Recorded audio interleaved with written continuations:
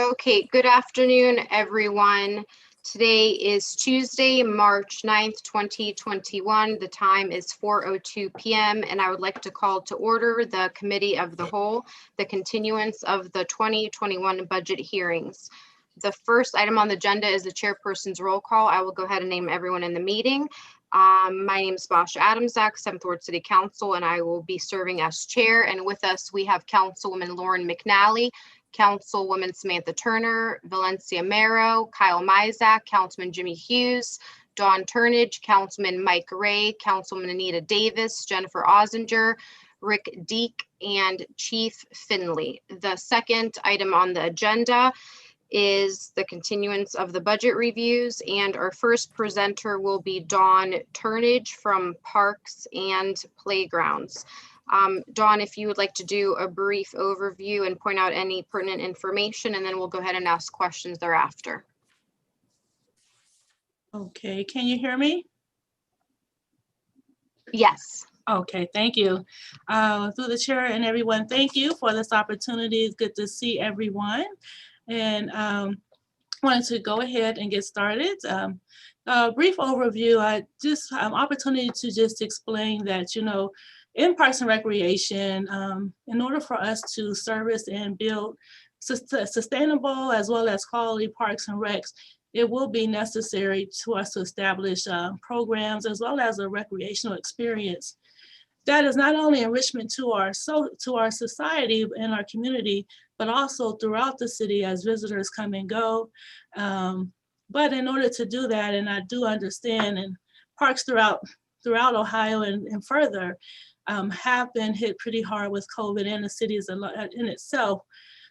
It still is our duty and operation to provide an effective service, even when it comes to the maintenance of our parks and asking individuals to get outside, but not being able to provide an safety and secure or even a maintenance program to whereas it is likable for them to come do based on what it looks like, can become overwhelming and ineffective if we're not able to keep up with those daily routines and operation. For example, even last year, we were unable to keep up with the basic maintenance of cutting the grass, not only in our parks, but even in other fairways and islands every 14 to 21 days instead of on a 7-day rotation.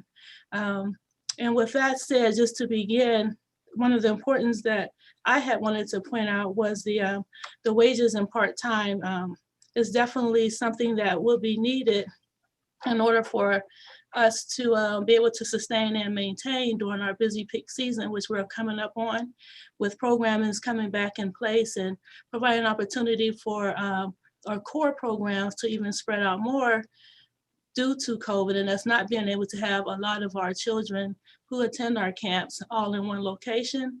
And with that becomes a need for staffing too. So that was one area that I definitely am highly concerned and, would like to request an opportunity as to the reason why an increase would be needed in order for us to sustain our wages there.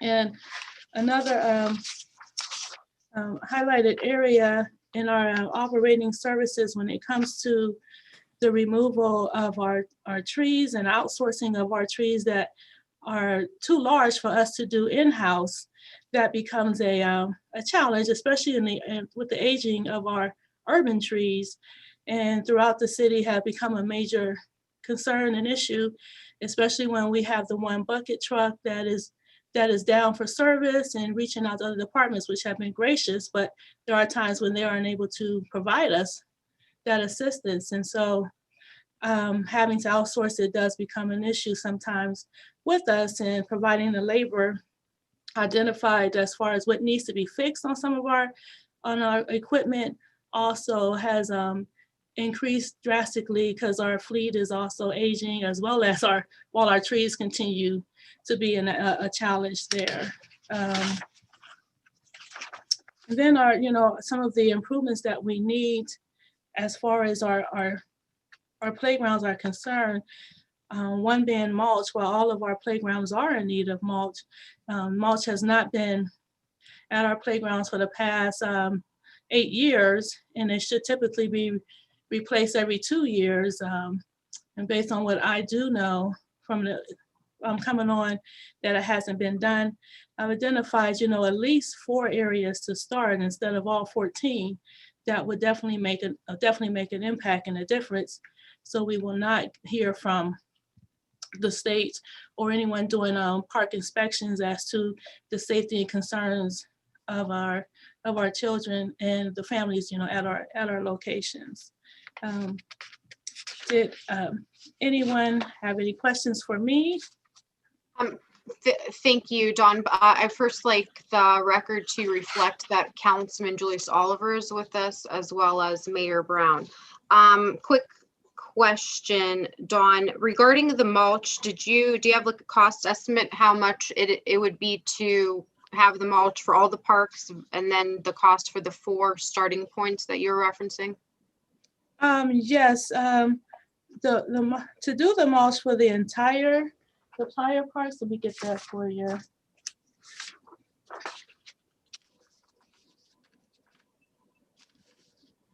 For the entire, to do all of the parks, it'll be approximately over $62,626.20. However, identified mulching for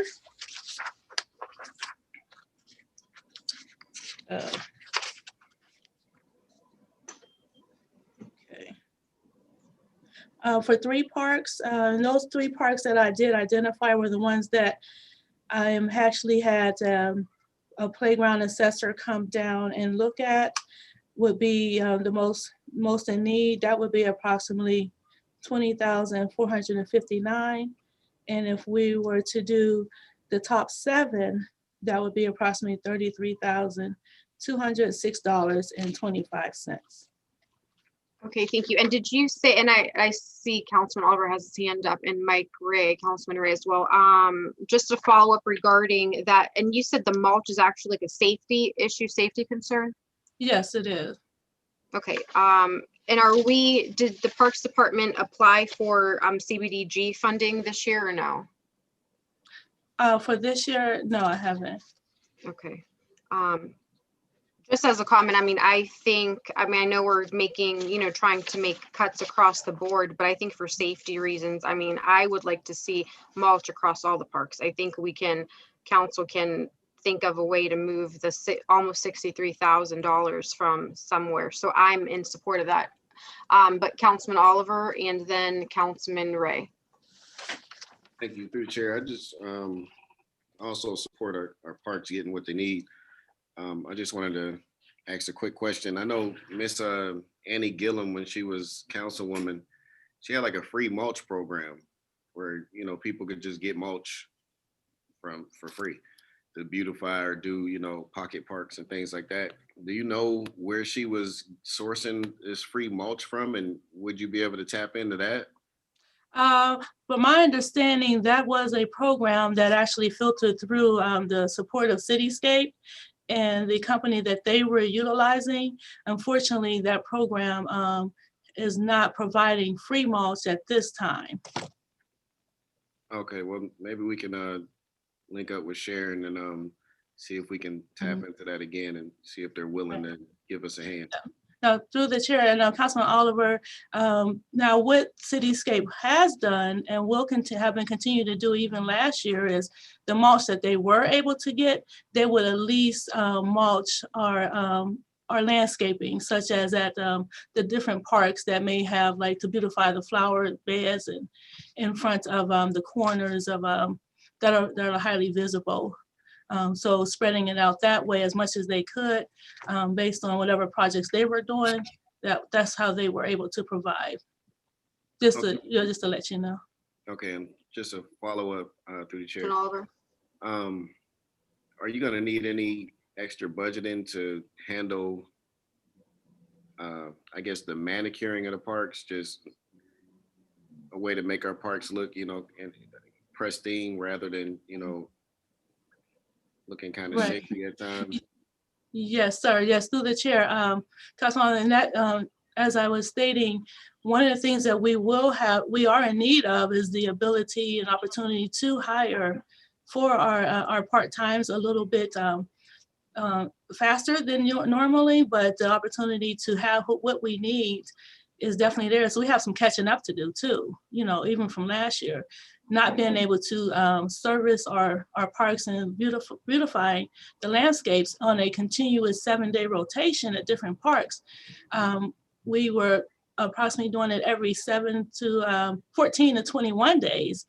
We definitely have, a challenge there to first catch up and then be able to maintain what we have. Thank you. You're welcome. Councilman Ray. Thank you, through the chair. Dawn, the summer programs, can you refresh me where are we holding all those at? Every side of town have a program, or where are we holding those at? So through the chair, Councilman Ray, what we have been doing since COVID in order to meet what the requirements are, which is still a 8-to-1 ratio, we have been offering opportunity for each location, each side of town, to have a summer camp.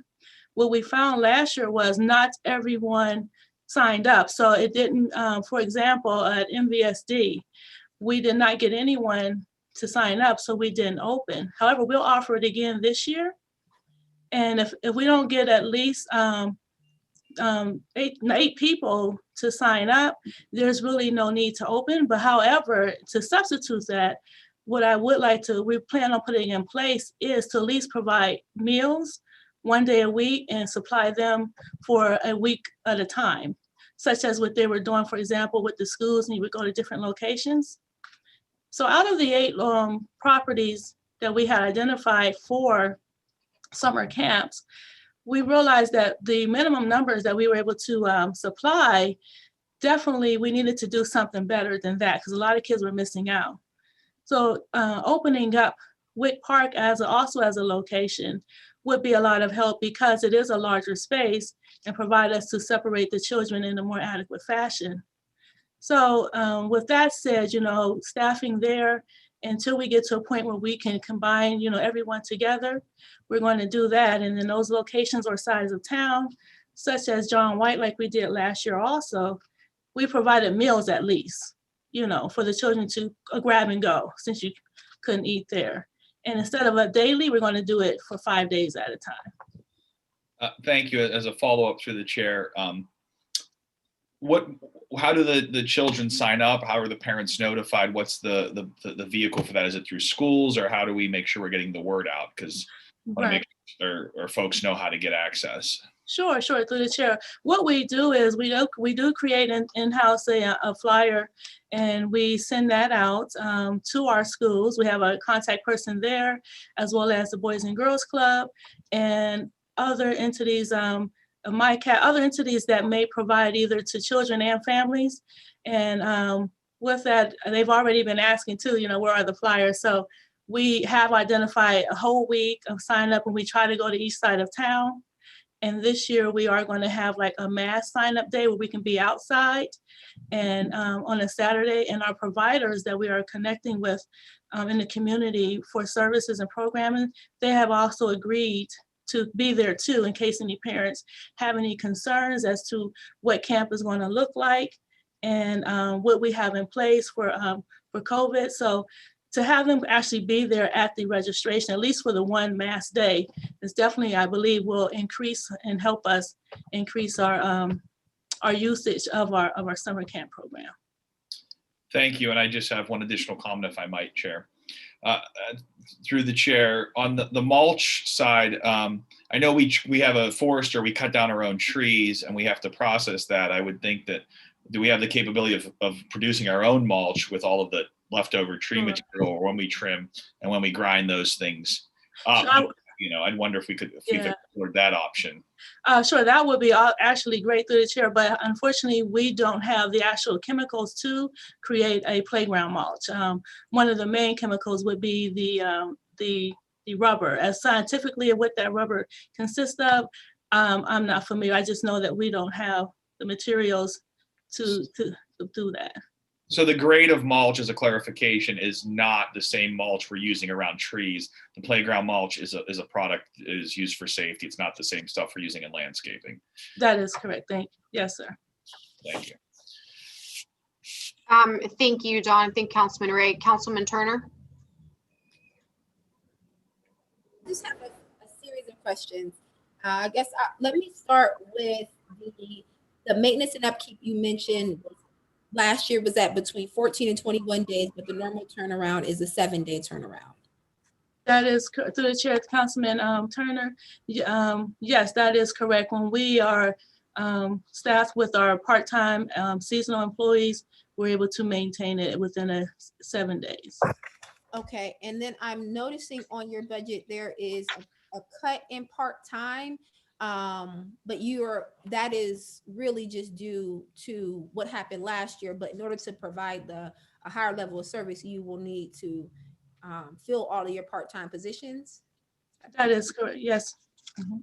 Okay, so that was my first question. But then on the heels of the maintenance and upkeep that Councilman Oliver mentioned, what does our equipment look like if we do go to full staff? Okay, yeah, our equipment, it is an aging fleet, and it does require, when we are using it more on a routine basis, even prior to that, but a lot of it breaks down quite easily, and a lot of our equipment, even right now, being serviced. We would the wish list of having an additional equipment to help us, to assist us in that rotation would definitely be of a great help also.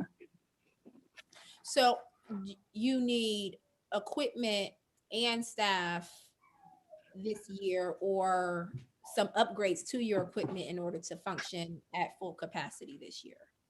Yes. All right, thank you. And then my next question is on your budget, your Parks and Recreation budget, which line item would the mulch fall? So the mulch would be under, sorry, that would be under operating.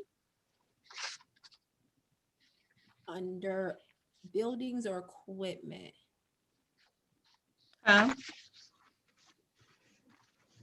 I believe it's on page 3. 3. Operating supplies 5108.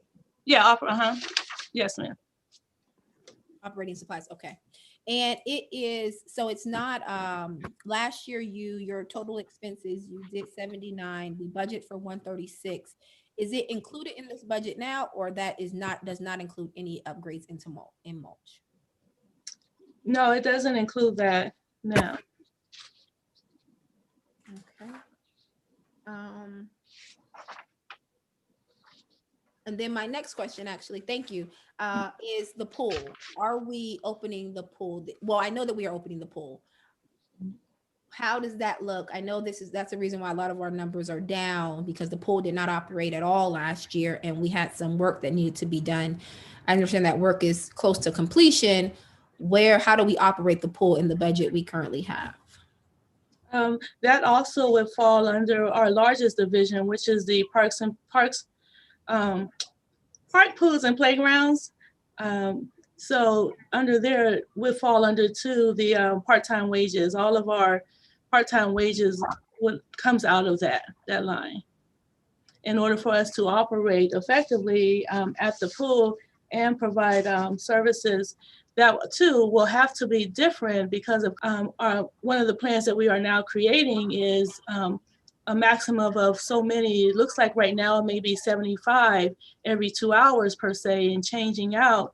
So with that said, with our part-timers only being able to do up to 500 hours, we would try to get as close as we can to what we do have, but maybe needing 1 or 2 additional staff in order to meet that adjustment that is now in place, where normally a regular operation would not be needed.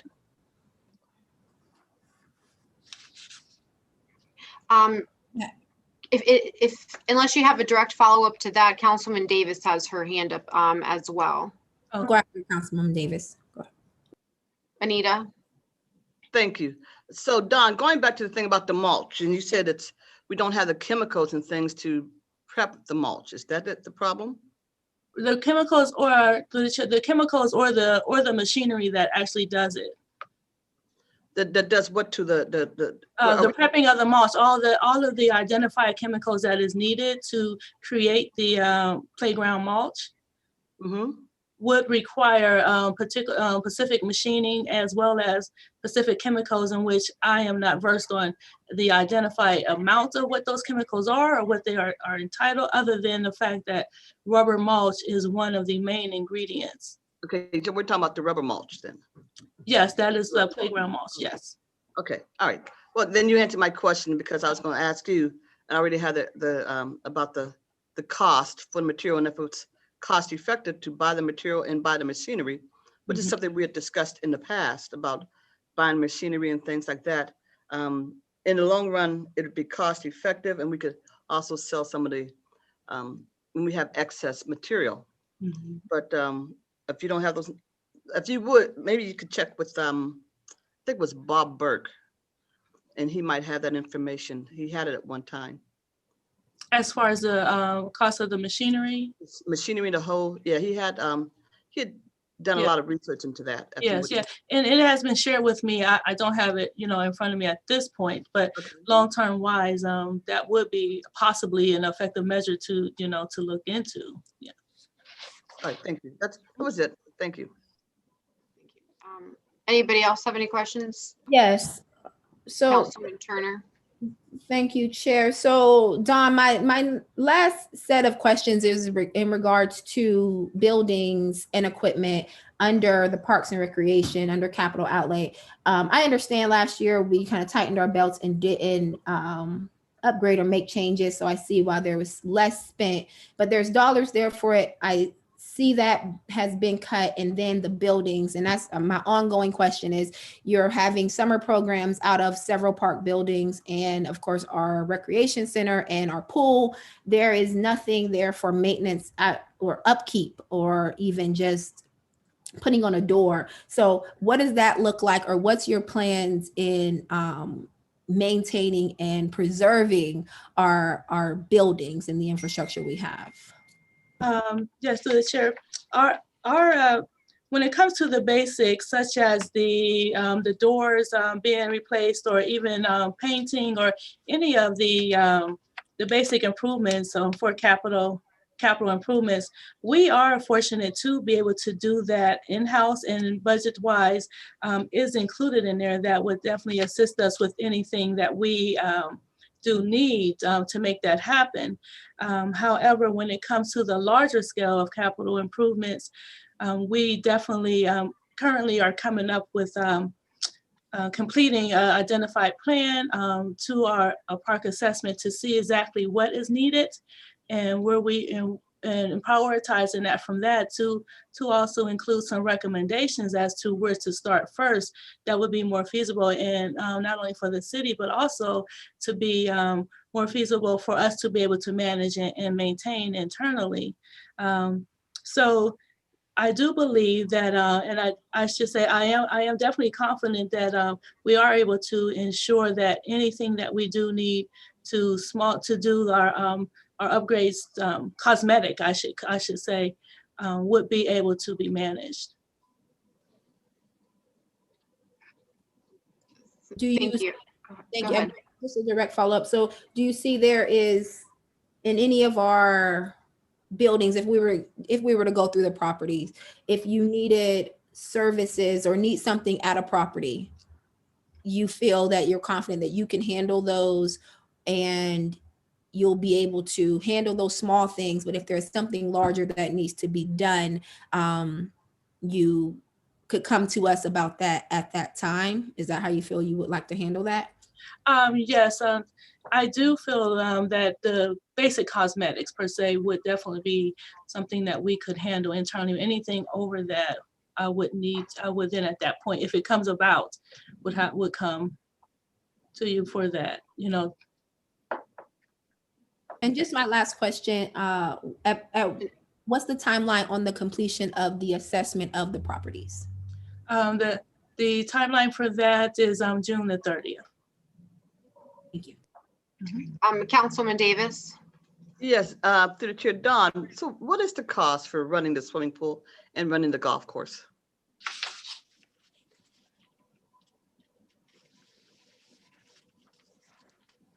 Okay. 1 second.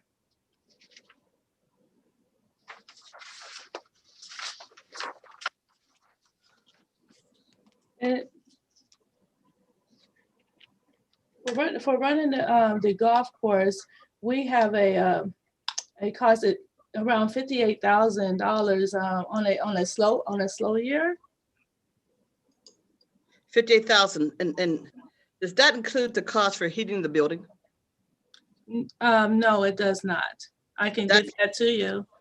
No, so it's just for the cost of the golf course Mhm. operations itself, not for those other things that are at the golf course that are not golf related. That's correct. Okay, so we have an expenditure just for golf Mhm. of 58,000. That's employees' wages. That's correct. Yes. And the was that the water? Is that because of the water repair that we had last year? That was 2 years ago. Yes. Mhm. Okay. Yeah. Excuse me. That's okay. So, and for the swimming pool?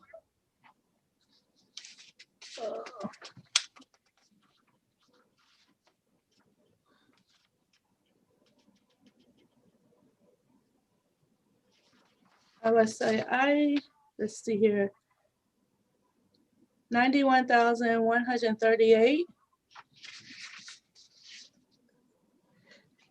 And what do you, I mean, I understand that these are costs that a community is expected to absorb to provide these kind of services to our public. You know, I don't expect it to make a full profit. Mhm. But is there a way to offset any additional ways to offset these costs? That the park or that the golf course or the swimming pool could generate more revenue? Well, if I could explain now, the Okay. pool, the cost for the pool that doesn't include our payroll and our chemical and maintenance, into which if we were to do that in-house, such as have someone licensed and certified to provide chemicals, that would definitely be a cost savings there. Right now, the chemicals and maintenance is costing $23,944.09. That was based on the last 2019 we were in full operation. And that is, I'm sorry, that is not included in the 91,000? Yes, it is, but It is. in identifying a possible savings, and trying to explain where it could be if we Okay. were able to have someone that was, certified to do our own chemicals and Okay. testing. Thank you. So that would be much like having someone, if someone was trained, Mhm. an employee was certified to do that. That is, yes, that is correct. Okay, thank you. Yeah, Dawn, and I was gonna say, following up with what Anita was referencing, what about the cost for the equipment and chemicals for the golf course? Next question. And then Councilman McNally had her hand up. Okay. If I could, I did not separate the chemicals with me today, but I'd be more than happy to get that to you.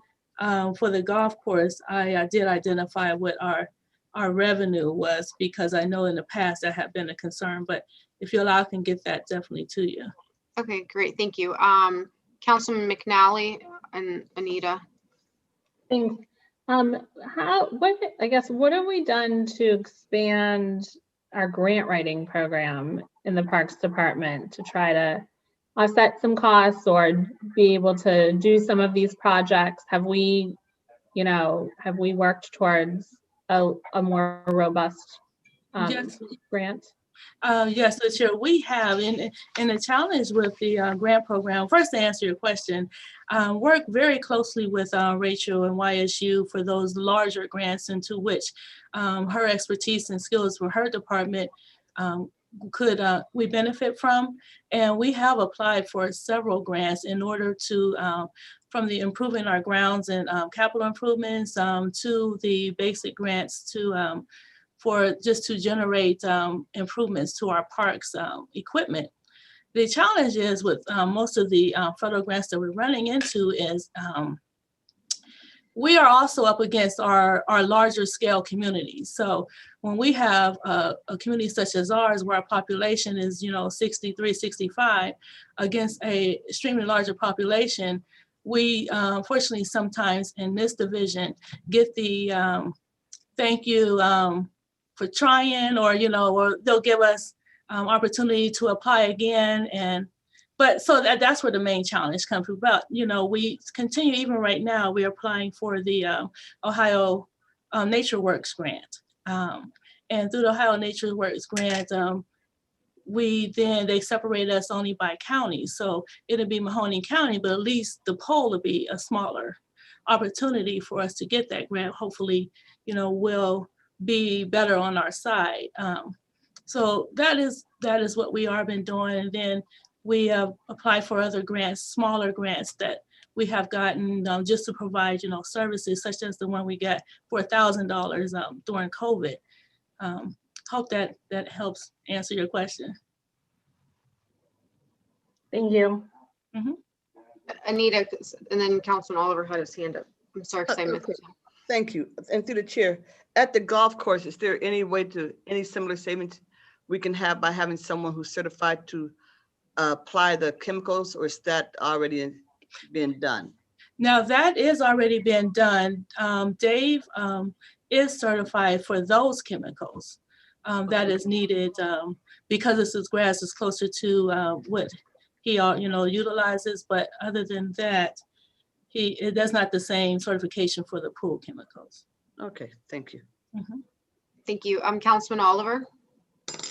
Chair Dunn, so three questions. Do you you kind of answered the question Lauren asked it about the grant writing, but do you have anything within your budget, or is anything additionally needed within your budget besides grants in order to, and I don't know if I missed this in the first part of the budget because I was late, in order to basically like, let's take Falls Park for instance, because it's in my ward. So Falls Park, which greatly needs attention and upgrades and everything. Is there anything in your budget to get parks in our wards up to the level where they're actually usable? Not just for my ward, but anybody that has a park in their ward. The second question would be, are you able to offset any costs by adding any type of liquor or alcohol sales at the golf course? And where is... Okay, we gotta do one question. I don't forget. All right, I'll stop there. Okay, all righty. Thank you, Councilman Oliver. So the first question, what us completing the assessment of our parks with that, the timeline I stated will be done by the 30th. I do believe that would put us in a better place to provide identified current information when applying for those grants that we seem to not be able to get when faced up to a larger organizations. However, also with that, we can assist and get involved in our wards that have parks such as Falls, for those smaller grant and opportunities that that will come down the pipe. But what we didn't have to attach to that was updated information to support. So when we do have that, it definitely, I feel, will make a huge difference as far as the outcomes in some of the grants that we are applying, that we will be continue to apply for. And then the second part, you had talked about an example of like the golf course revenue, like if we had the liquor license. If I could share that we did receive our liquor license. So the city does have a liquor license through Parks and Rec. And last year, without the liquor license, and we didn't open up until June, our revenue was $58,407.54. Whereas with no liquor license, on a full operating season of 2019, our revenue was $90,404.45. So I share that to say, if we would have opened up even sooner, and it was out of our control, of course, it would have been extremely nice to see what that would have looked like now that we do have a liquor license there. And the last part of my question is, where in your budget do you have actual maintenance for the golf course? Is that also within the, does that come out of the part-time, what you were talking about, or is there, I would imagine there's additional maintenance other than a regular park that goes into the golf course? Okay. There is a additional maintenance, or I should say different types of maintenance. However, yes, you're definitely correct, sir. That all comes underneath our largest division, which is the parks, pools, and playgrounds for the part-time wages. And that's adequate? It is feasible to do in order to maintain a little bit more service than we have been able to provide in the past. Because it is a seasonal position, seasonal opportunity, we can build upon that as we continue to develop more revenue to come in. But we are able to do what we can. I know we all have to give and take, but yes. All right, thank you, appreciate it. You're welcome. Thank you. Councilwoman Turner. Thank you, Chair. So, in the interest of time, I just wanted to ask, I hear that you're needing some things that are not outlaid in the budget and some increases. And as we not going over those 3 questions that the administration gave us, could you give us an elevator speech as to why you need this additional assistance in the park this year and why you feel it's important as the director? Well, I do feel that it's important in order for us to, one, make sure that we are maintaining after we catch up to where we had to, out of our control, the parks that did not receive the quality service that they did, being able to actually utilize and sustain anything in reference to adding additional part-time and seasonal employee will give us opportunity to provide an environment and a safe place for our not only our residents, but also for those who are visiting to enjoy our parks, to be a place that is safe. We definitely would need the maintenance that is done with our aging equipment that for our parks, but to use what we have to make it a more of a beautified place in order for us to apply for additional funding at a later date. We have to start where we are. And I do believe that as a park system, we owe it to our community as well as to those visiting our community, an opportunity for to have an area that is not only sustainable and limited to resources that they may be used to, but we are providing resources that are tangible and able to be utilized when they come to our parks. Thank you. Mhm. Okay. Thank you. Councilman McNally. Just more of a comment, I guess, in general. I mean, it sounds like we need to make some investments in the Parks Department, much like we did in the Street Department after sort of pulling back the reins over the last handful of years. And I know last year, the Parks Department definitely struggled with the grass cutting situation. That was obvious. And I know there were issues there. So we definitely need to make sure that, basic things like that are taken care of this year.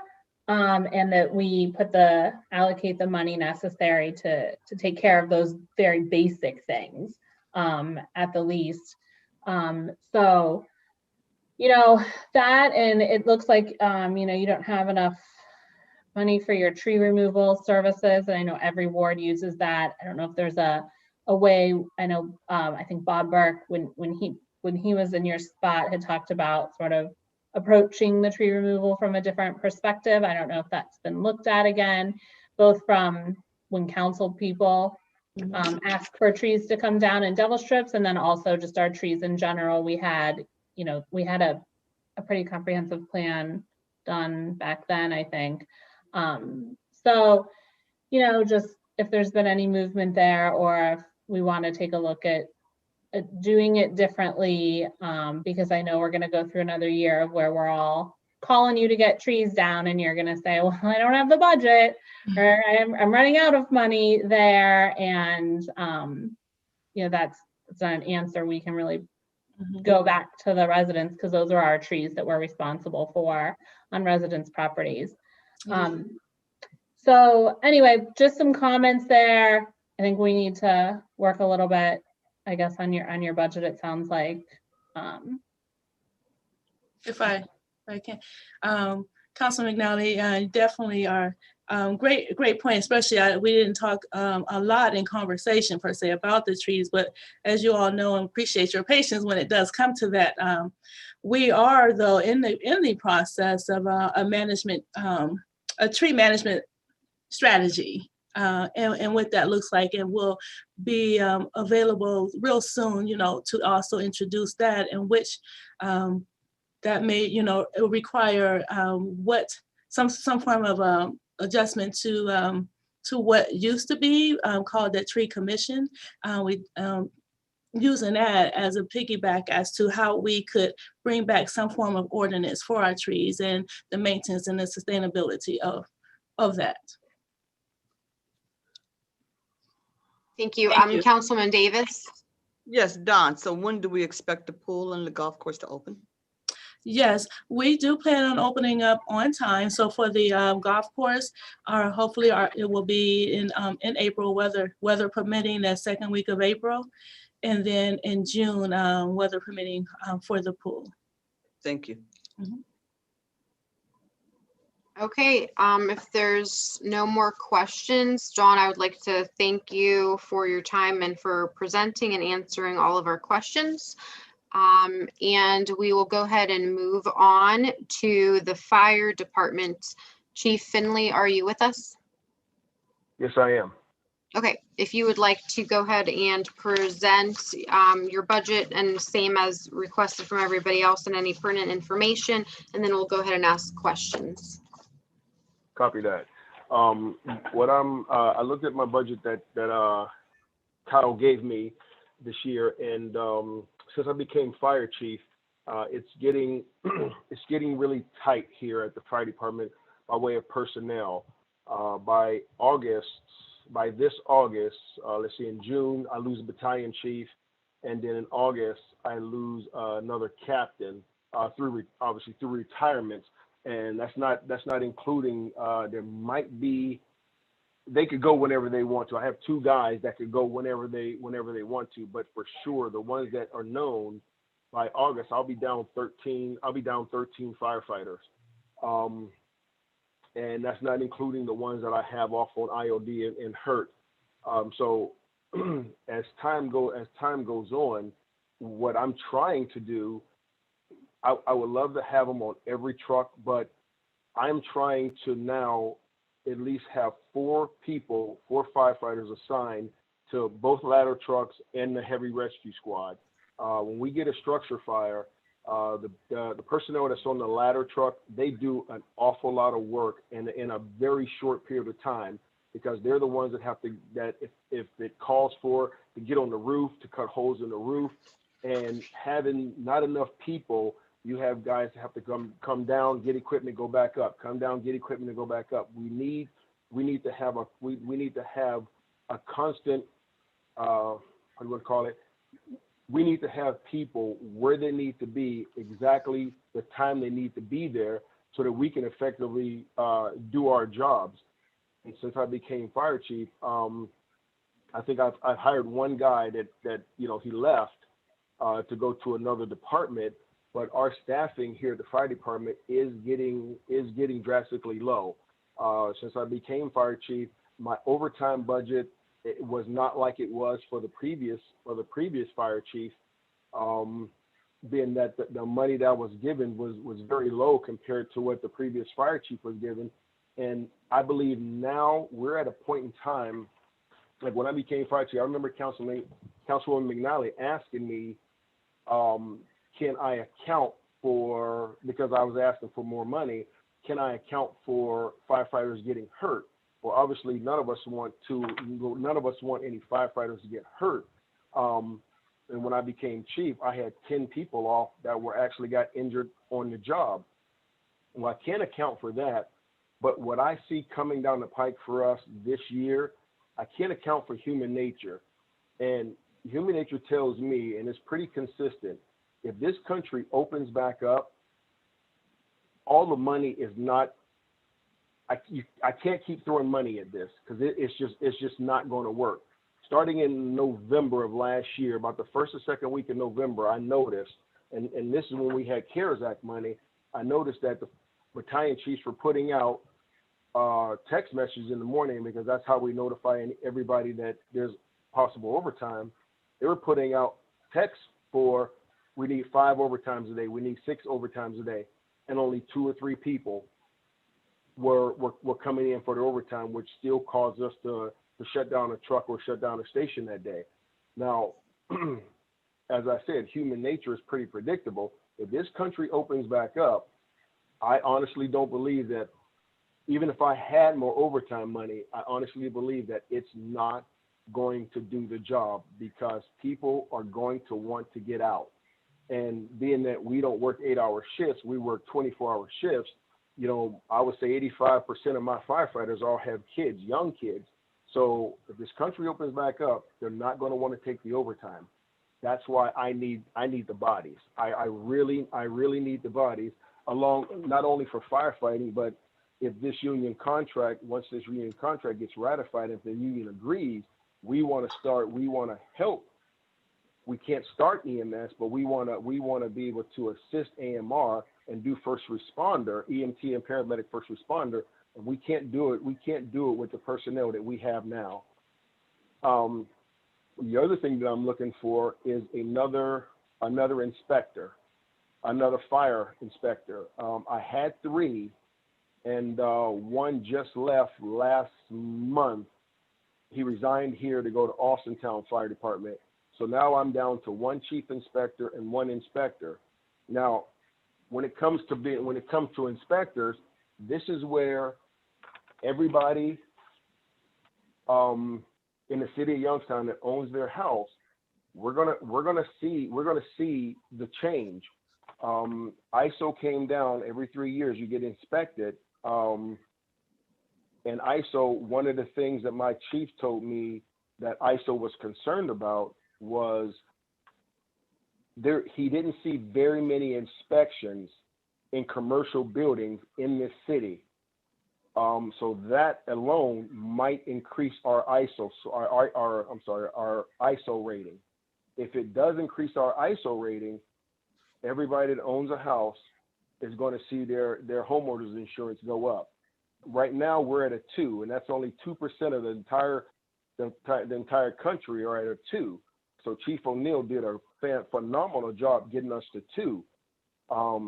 However, now I only have 2 inspectors, and the reason that the 3 inspectors couldn't get any commercial buildings done, and I want to lay this foundation for you guys so you're going to understand, the reason they couldn't get it done is I have 3 inspectors, and every year, mandatory, they have to inspect every school located in the city, whether it's private or public.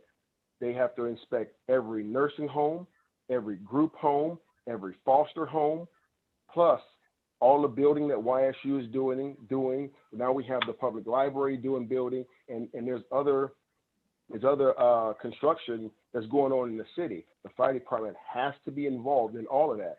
So with 3 inspectors the size of this city, I don't have enough to get to the regular inspections that they should be doing, because they're so busy doing other things that are essential to the safe operation, not only of the fire department, but all these people that are putting up buildings in the foster homes, the foster homes, the group homes, they have to have a fire inspection.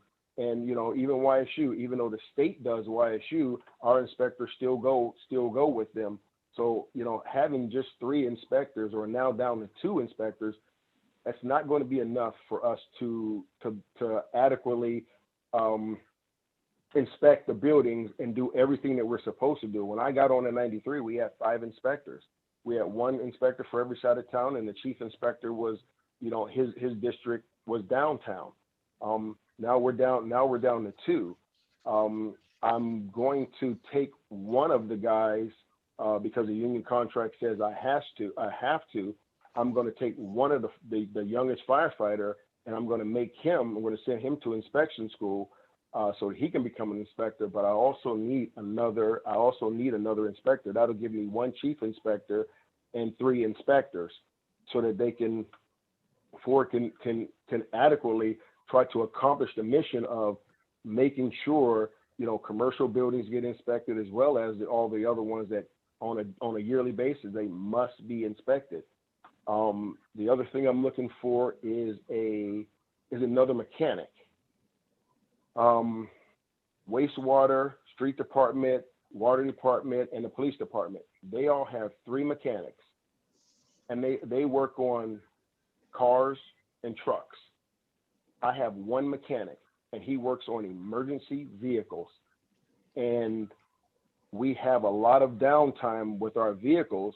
That accident that just happened with the student from YSU, my captain was concerned that when he got on scene, if, you know, he was saying, I wish I would have had my truck, because they could, it's called a technique called peeling the dash.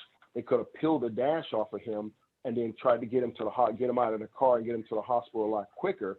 But their truck, the heavy rescue squad, was down, and it had been down for 2 weeks, because Donnie works as fast as he can, but at the same time that he's working on one of those trucks, another truck breaks down, so he has to put that on hold and then go take care of that. And it's just, he's only 1 person, and he does a phenomenal job with our fleet. I mean, absolutely phenomenal. I can't speak enough about it.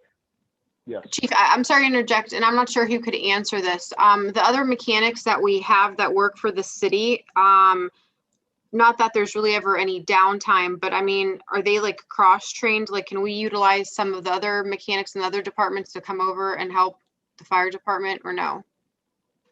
Through the chair, Donnie has tried. Because at least what Donnie told me, he said he's called different mechanics in the city and said, you know, I need a hand. Can you come give me a hand? Well, because of unions, they want to know, well, what's in it for me? And this is exactly out of Donnie's mouth. They want to know what's in it for me. You know, whereas I think, well, you work for the city, you're still getting paid, so what's the big deal? But he can never get anybody come over and give him a hand. Plus, depending upon what it is, because Donnie's not going to call somebody for something major, because he can do it himself. But for regular maintenance stuff like changing oil and stuff, that, you know, he's asked for help before, and yet they won't, no matter who he calls, they won't send anybody over. He can't ask for anything major because you have to be certified. And my understanding in his union in AFSCME, Donnie's the only one that's certified to work on fire trucks, because we have pumps and everything else so he's the only one certified. But they can definitely help to give him a hand. But he said he's asked numerous times, but they won't send anybody over to help him. And then, Chief, also, well, just a few comments before we continue going over the different line items. First, I want to comment that previous chief also did not, he did not live within the budget that council appropriated either. And I think we're all aware that across the board, I mean, we're facing budgetary constraints, and we keep hearing we have to do, you know, either the same or more with less. And it seemed as though every year, you know, across the departments, and specifically with the challenges we face in the fire department, we're just getting by. But is there like a long-term plan. I know the reality is we probably don't want to close stations, but I think that's where eventually where we're headed. And I think I mentioned previously, either to you in conversation or maybe at a meeting, that I would like to see some kind of plan where we would consolidate stations and for somebody to, I guess, look into to see where the stations would need to be placed, what would be most feasible, because we do need bodies. It doesn't seem as though we're going to really be able to hire more. So maybe we just need to, in general, come up with a long-term plan. And I'm pretty certain also Councilman McNally has stated that even since previous administration, because it just feels like every year we're just getting by. And with under your direction specifically, it's been challenging because just even the work dynamic is challenging with, you know, the issues that you're facing. So I think there just needs to be some type of long-term plan that we're working towards. Through the chair, That's- and I understand and I agree, which is why I need that, which is why one of the reasons I need more people. I see what's coming down. I see what's coming down the road. I really do. I see what's coming down the road, and but you're going to need to accomplish that. We're going to need more people. Because it's going to come a time. It's going to come down to the point that, you know, we're not going to have as many people responding, and, you know, to fires. Now, you know, regionalization is you know, that's a big thing in the fire service now. But, you know, for the fires that we get, I mean, I can't tell you guys enough, your firefighters are literally the best at what they do. And yes, we can call Austintown or Canfield or Boardman or Struthers or Liberty, but it's still going to take them some time to get there. And you know, we need boots on the ground right now. And I understand, and we have been doing more with less. We really have. And we've increased our run numbers to try to show our self-worth by increasing our run numbers. But I just think that we're at a point that I don't think throwing money at it anymore is going to do it. We need bodies. Yeah, I mean, I would like to see a cost analysis of building, you know, stations, consolidating them, how many employees we need to be able to, you know, offer safety, you know, and the city services that our residents deserve. And also, you know, to also include the ambulance service that we previously discussed. But that's just kind of a comment, but my colleagues have their hands up. Councilman Turner and then Councilman McNally. Thank you, Chair. So just getting back to the information that you just sent over, as we go down the line here, you have at least 5 firefighters. The number 123 is sticking out in my head from last year. How many firefighters do you need to accomplish the goal of 4 on the ladder, 4 in emergency or in suppression? How many firefighters do you need to accomplish your goal in suppression? I need 9. You need nine people will give me 4 people assigned daily to both ladders and the heavy rescue squad. Okay. But because I need other additional support personnel, that's why I put down 5, because I want to spread it out, and I don't want to seem overzealous or greedy. I mean, I understand the position that the city's in, but I mean, I can accomplish, you know, for right now what I would need to do and accomplish with 5. Okay. So with that, you can accomplish it with 5. You need an inspector, and the inspector is essential because it can overall affect our insurance rates if we don't get our inspection done at a consistent pace. Absolutely. My next question is, you became fire chief in 2018, 17? Yes. Um, 18. 18. Since then, how many firefighters have you gained versus how many have you lost? I hired one, and I've lost, like I said, in August, it'll be 13. Total. And that one I hired, he left to go to another department up by Beechwood. Okay, so we haven't increased the staff. We've just been operating on the minimum, as lower than the Yes. minimum staff. Now, with us operating under the amount that you need, can you tell us how much staff we need or firefighters in suppression we need for the city of our size? Is that a number that is predetermined by any organization? It is. I mean, the NFPA, which governs the fire service, the NFPA, says, that you should have a fire department this big, but very few, if any, fire departments in the country can actually adhere to NFPA, because the NFPA obviously doesn't take a city or a township or a village. It doesn't take the finances in consideration. It just says, you should have this many firemen. You have this many stations. You should have this many firemen. You should have this many. You should have this many. You should have this many people on the truck. You should have this many people going in and this many people standing by while those firefighters are inside. But it's really hard, when you have the smaller cities and villages and townships. It's really hard for any fire department to adhere to that, because you just don't have the money to budget for all that NFPA requires.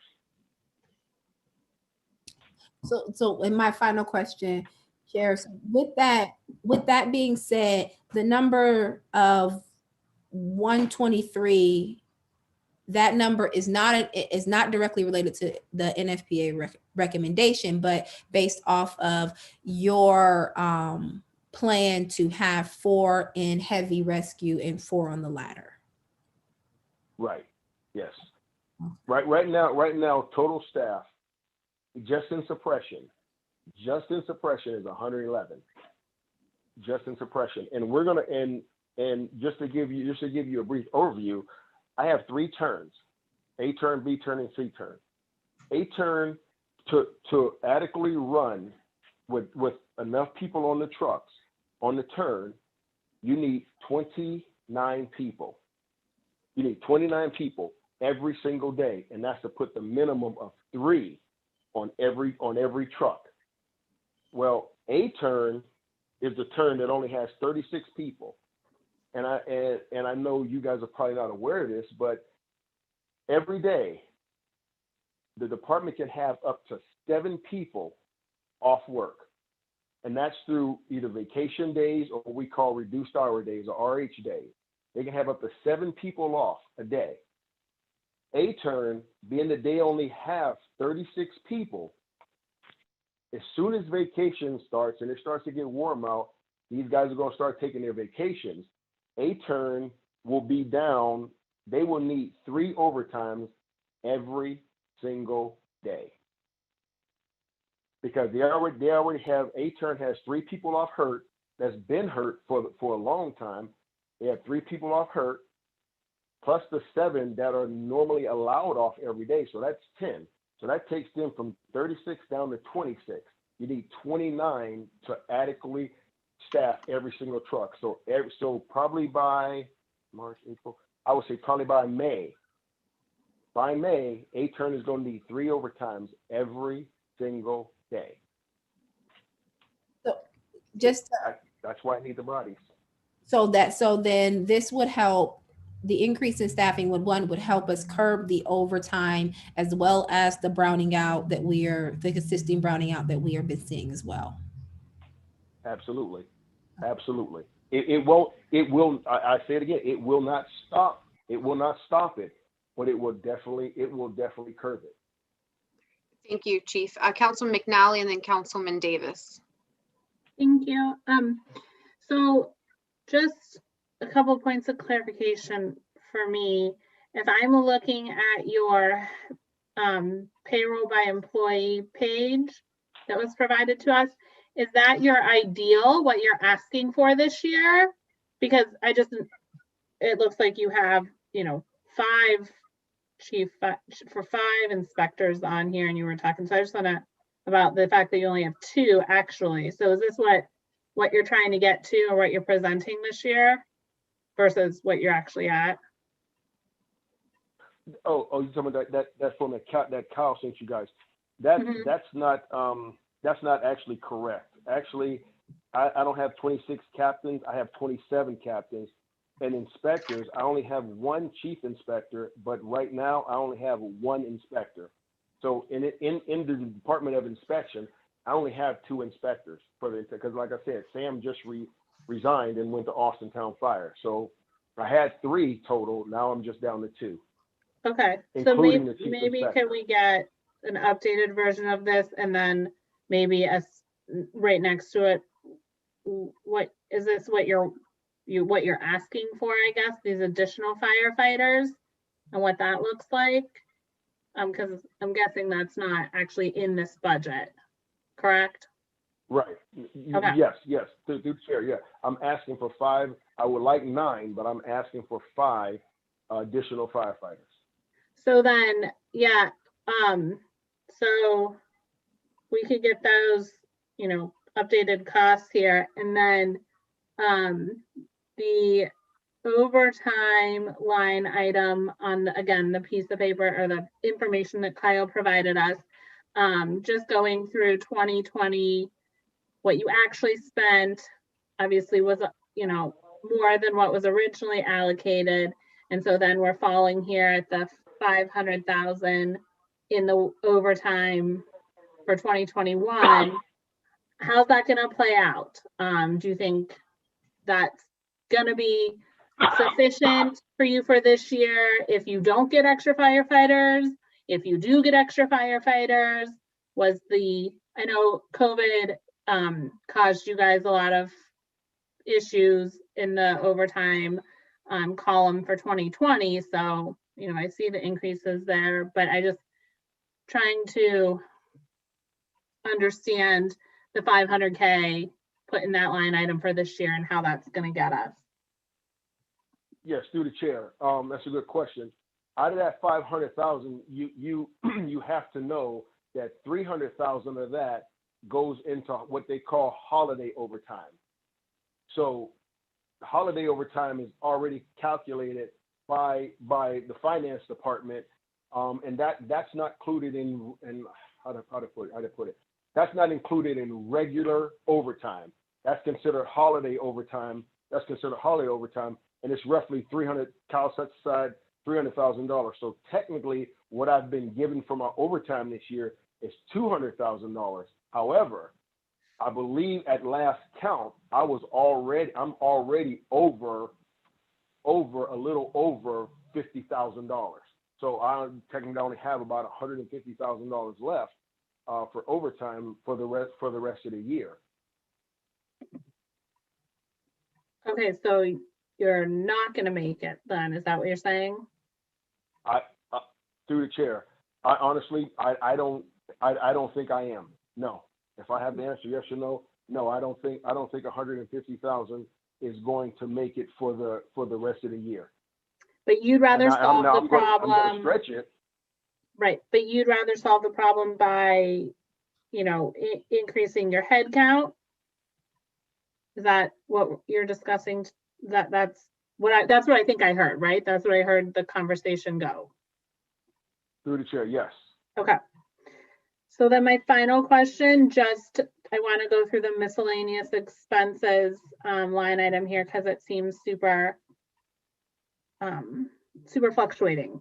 What's going on there between 2020 actual, 2020 budget, and then 2021? What's coming out of that line? Okay, which one? I'm sorry. Which one are you looking at?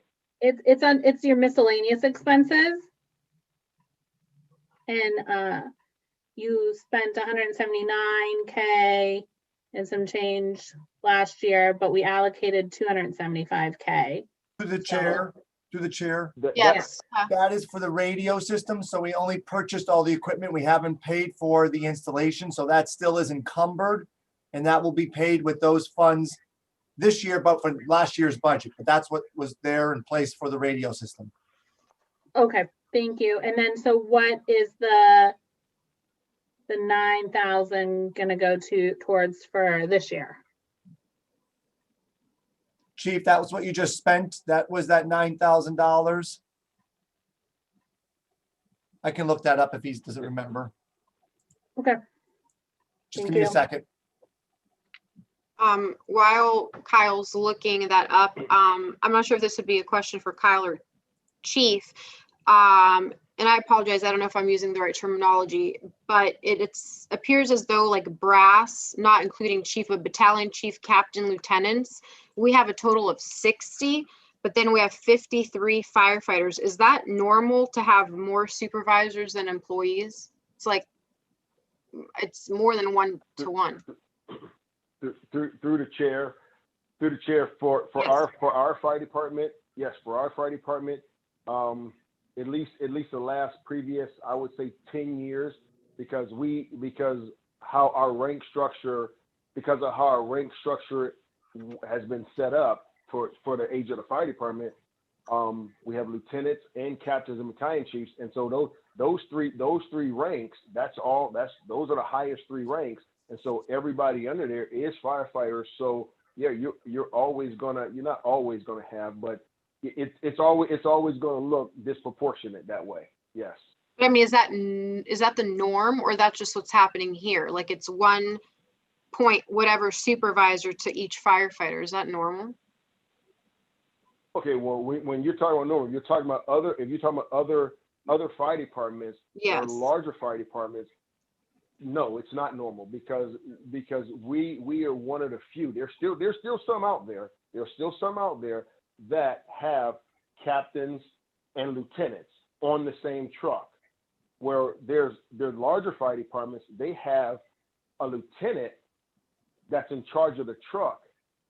And so you have 1 lieutenant on every turn on the truck, but you have 1 captain that runs the entire station. Okay. So there's still departments out there that have lieutenants and captains on both on the truck. But then when you start to get up to the larger, but when I say larger, I mean, Chicago, LA, and I'm talking that large. They only have 1 officer on the truck that's responsible for the truck, and then 1 captain that's in charge of the station. Okay. All right. Thank you. And then I don't know if you guys had your answer for Councilman McNally, and then Anita had her hand, then Julius, then Samantha. Yes, I do have that answer. The $9,000 is a new online fire reporting system that the department purchased this year, and Border Control gave the approval. And I budgeted it there so that way you were seeing it and it wasn't buried in an equipment because it's software, but it was a one-time upfront cost. Okay. Thank you. All right. Good, Lauren? Okay. Anita? Yes, thank you. Through the chair. Chief, so often we do a comparison. Sometimes we're comparing apples and oranges. And quite often when we say about you have to tighten your budget, and then the rather cheeky or snarky response is, well, reduce the size of council. But let me say this and ask Cal first off. Cal, for those 5 additional firefighters that the chief is requesting, what's the cost? Total? Kyle, you're on mute. Chief, we shared that document. What did we come out with? 84,000 a piece starting? I'm trying to remember. That's what I'm looking for right now. 84,000? No, we've got a number. I don't have that one in front of me, but I know the chief does because we calculated it and he asked me to put that together. Do you have that, chief, or do I got to look it up? Because I have it. If you give me a minute. According to the email, I have to look it up. I have to look it up myself. That's 84,000 per firefighter. no, according to the email that Chief sent us a little bit ago, it says It's- 61,320. That'd be that's the correct number if that's what he sent. Yeah. That would be the Yeah, starting three- cost for a brand new firefighter, first year. For brand And new times firefighters. 5, we're looking 300 at $300,000. There's too many people speaking at once. I believe I have the floor though. Yes, Anita, go ahead. Thank you. Okay. So we're talking about $300,000 additional. And let me say that, there's, you can't put a price tag on the lives. I'm not even going to try to, go in that fashion. But, no one is, I would never expect anyone to come out there and go out there and do these things for free. We don't expect anybody else to here in Youngstown, even though in other cities, they do have volunteer fire departments and volunteer firefighters. But in comparing, since we brought it up about comparing to other cities, in Canton, Chief, why do they only have 6 firehouses in Canton? Canton is the largest city population-wise and geographically, it's larger than Youngstown. And do they have a larger fire department physically in terms of personnel as well? They have, so how are they able to go with 6 in a city the size of Canton? Through the chair, Canton, they have more people. I want to say, I just talked to Tom last week. I want to say he has 154, 156 on his department. But also keep this in mind, Canton they also run EMS. They actually have an EMS. So they need those people, and everybody on Canton is paramedics. So they need this. Now, 6 stations, I know when I was there, they had, I think 12. They had 12 stations, but over a period of time, just like Youngstown used to have 15. Over a period of time, through cost cutting and everything else. I mean, a city's got to do what a city's got to do, and that's why we're down to 7, from 15 right now. But what did they do? How did they structure? This is off budget, so I'm not going to ask for this right now. But at some point, I would like to have something from you that could explain how they're able to go down to the lower number of physical firehouses. How is that accomplished? Also, the same thing dealing with Canton. I know that they list several firehouses, but they're rotating on a regular basis. The shutdown, they don't permanently shut down fire stations, but they do rotate the temporary closing like at a week at a time or something like that. So I'd like for you to come up with a plan for us for maybe a future safety meeting where we can do something like that if possible in order to really to save dollars, because no way in the world would I ever think that it's okay to say that hire somebody and don't pay them the right kind of dollars.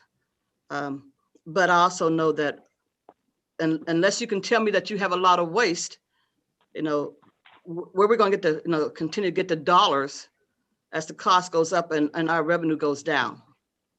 And that's what we're facing. And I'm not believing that, I'm not thinking that we have that kind of waste that with every department, all the departments saying that they need more people, and yet we continue to have fewer dollars.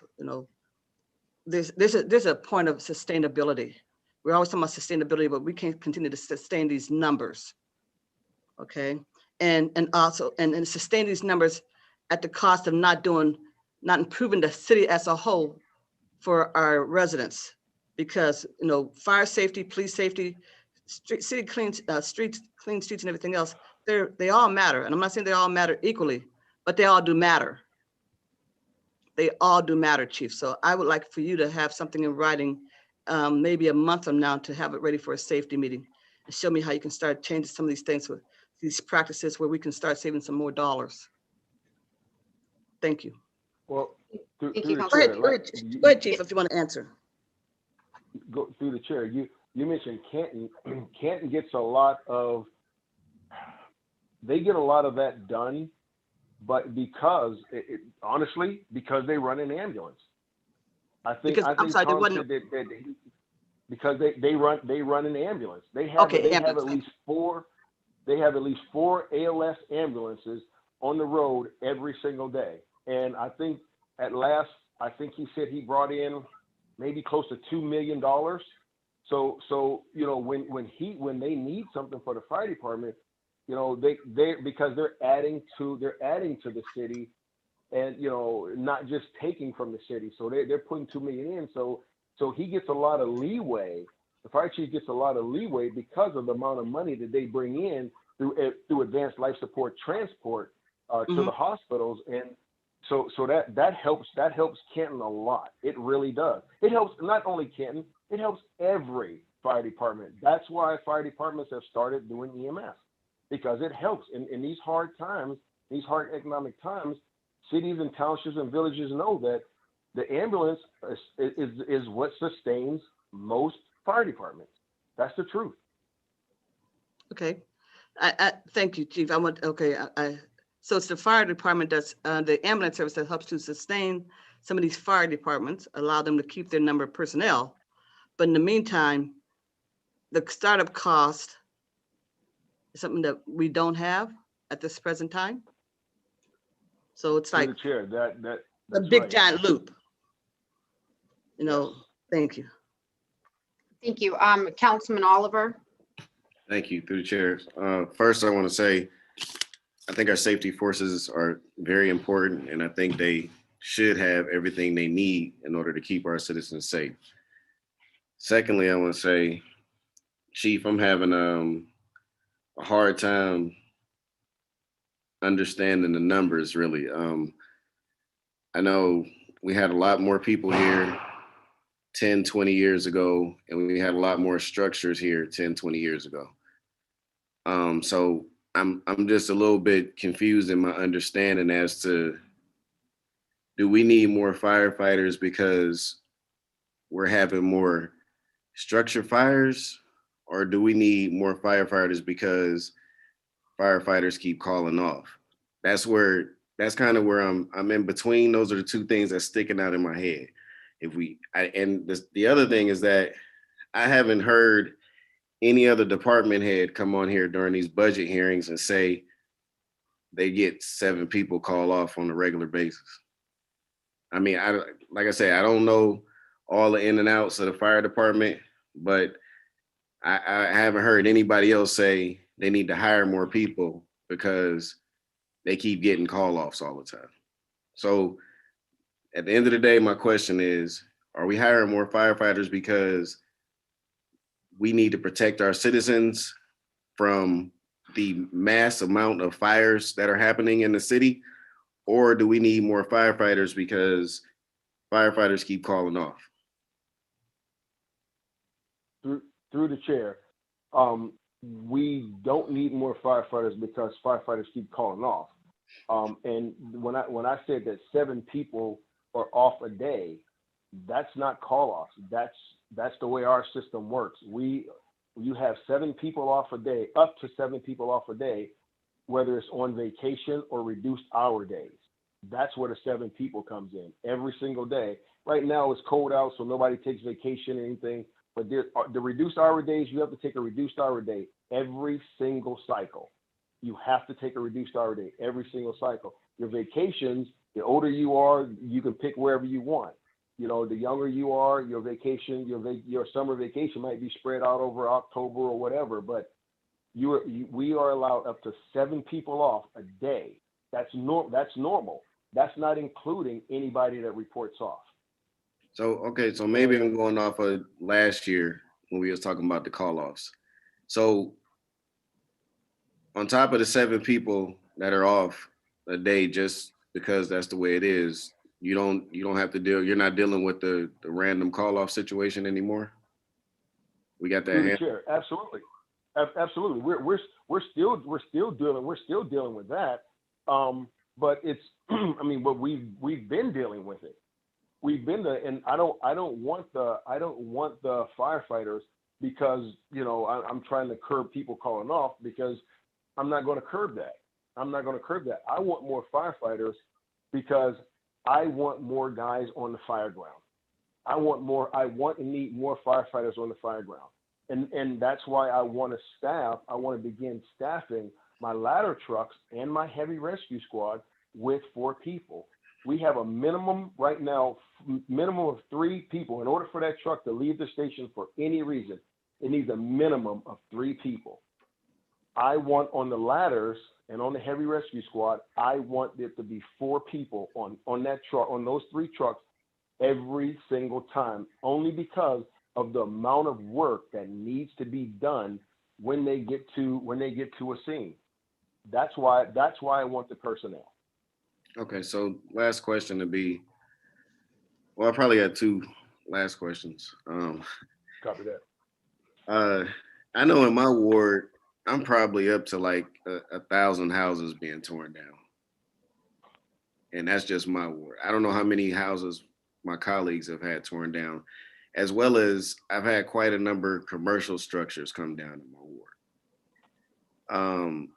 I would guess to say that the majority of the structures in the city are occupied. No longer is it the situation where we have an overabundance of dilapidated houses that are being set on fire, mysteriously catching on fire. So do we have more fires now than we did last year or the year before that, or do we have less fires happening? And I guess that'll still go to my question. You answered the whole thing about call-offs. That's not why you want to hire more people. It's not because of the call-offs or the 7 people being off. 7 people with the call-offs on top of that. That's not why. So is it we need more firefighters because we're having more fires, or do we need more firefighters because we have less stations and it's the geographical area is more stressed out to get to these fires? I mean, I get what you're saying. You know, you want to be able to staff the trucks up. And if that's what we need to do to put our citizens in an absolutely safe place, I understand it. But if we're not having as many fires with as many structures as we have in the past, how do we justify hiring more firefighters to fight less fires? Through the chair. That's a good question. However, everybody, when you talk about the fire department, everybody only wants to talk fires.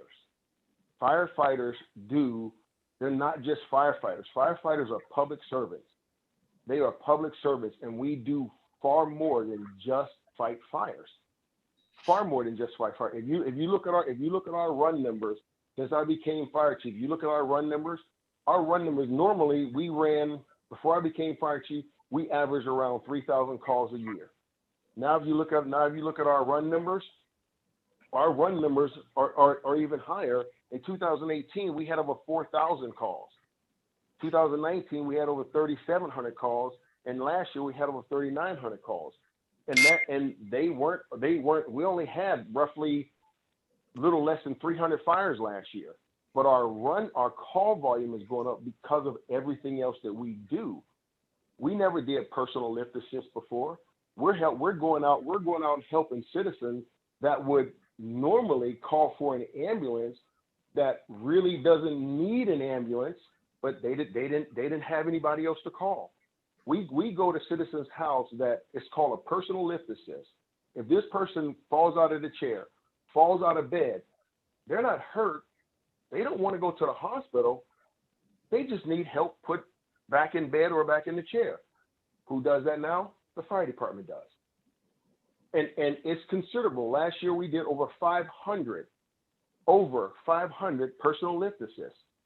And what does it do? It saves an already tasked ambulance service from having to go out on these calls when all this patient really needs. It's just put back in bed or put back in the chair. But meantime, if you send an ambulance to there, they're tied up with that call, and then an actual emergency comes in. Now we run into the problem. Now we run into there's somebody called for an ambulance. is having chest pain that doesn't have an ambulance available. So the fire department picked that up. The fire department also picked up wellness checks. We've also picked up wellness checks and personal. And so when you talk about the fire service in today, in the 21st century, it's no longer, and as long has been this way, it's no longer about the fires. Because Councilman Oliver, you're 1,000,000% correct. Fires, not only in the city of Youngstown, fires all over the country are decreasing. And they're decreasing because new structures are going up. The fire code is getting a lot more stringent. So, but every city, cities like Youngstown are always going to exist. We're always going to have vacant structures. But Mike Durkin and Kevin in the demo department are doing a phenomenal job tearing down these vacant houses. But we do a lot more than just put water on a fire. So that's what I need the personnel for.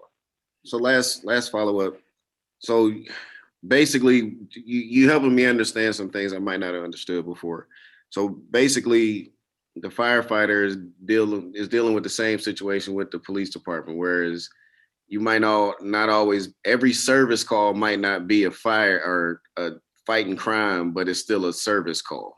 So you still got to go do something. You still got bodies on the ground. Absolutely. Absolutely correct. Okay. Thanks, Chief. Samantha.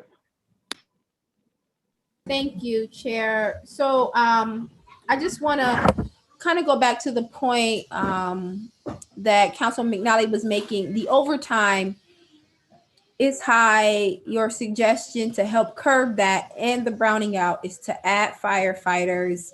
And I'm assuming that you're requesting that they not just fight fires, they have other skills like EMT training or something like that.